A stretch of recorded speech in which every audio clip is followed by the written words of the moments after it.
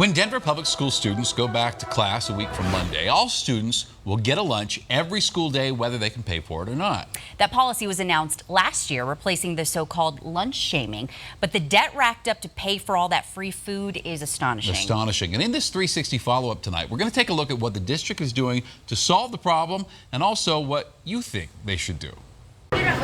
There's no such thing as a free lunch, as Denver Public Schools just found out.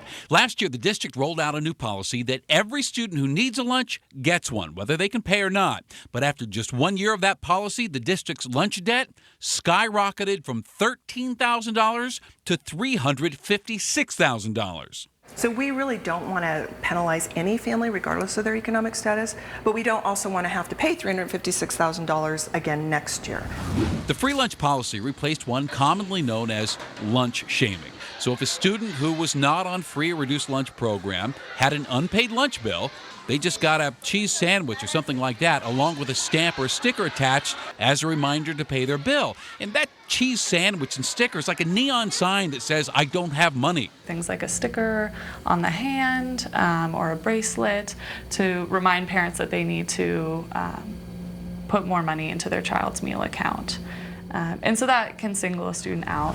Interestingly, a third of that lunch debt comes from families who qualify for free or reduced lunches but don't apply. Statewide, only about 60% of people who are eligible for the food stamp program are enrolled. And we're also not seeing free and reduced lunch being utilized at the capacity that it could be.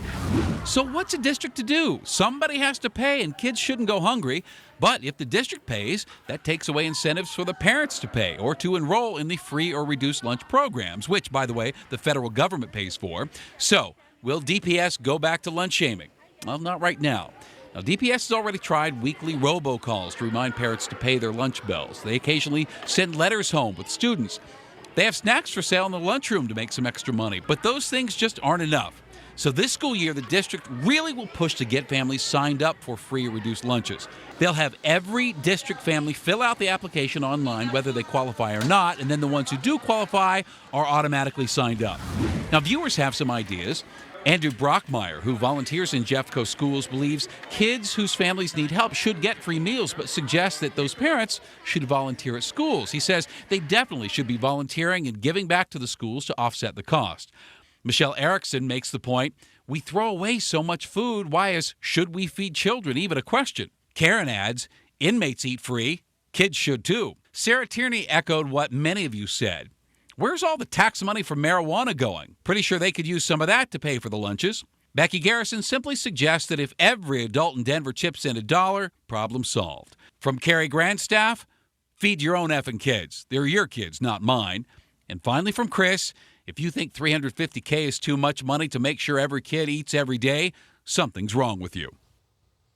And we're listening to you, and if you haven't weighed on this, please do. Very interested in hearing from you.